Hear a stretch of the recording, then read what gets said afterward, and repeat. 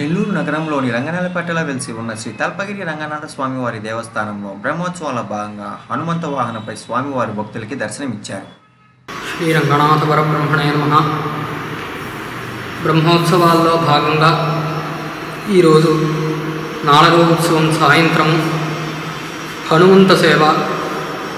అంజనాసుతమమేయ వైభవం రంజనీయగుణ విగ్రహ సదా కాంచనాద్రిగత మేఘసుందర సోధిరుహ్య విదచార సర్వతః అనేటువంటి విధంగా రామావతార కాలంలో స్వామి చక్రవర్తిగా ఉన్నా కూడా జనులందరి యొక్క కష్టములను కూడా ఆయన అడిగి తెలుసుకుని వారి యొక్క సమస్యలనంతా కూడా పరిష్కరించి చాలా విశేషంగా ఆ రాజ్యమును జరిపించారు.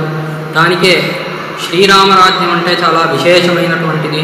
శ్రీరాముడి పాలన చాలా విశేషమైనటువంటిది.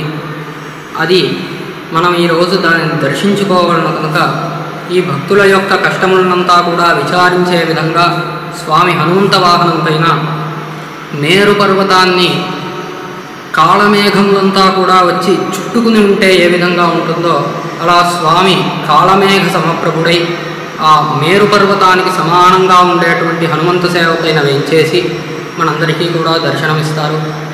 దేనికి స్వామిని కాళమేఘంతో పోల్చారు అంటే, కాళమేఘం అంటే వర్షించడానికి సిద్ధంగా ఉండేటువంటి మేఘం.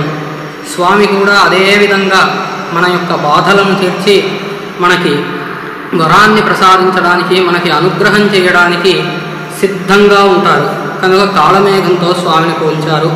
అలా ఈ హనుమంత వాహనం పైన వేయించేసి స్వామి మనందరికీ కూడా అనుగ్రహిస్తారు.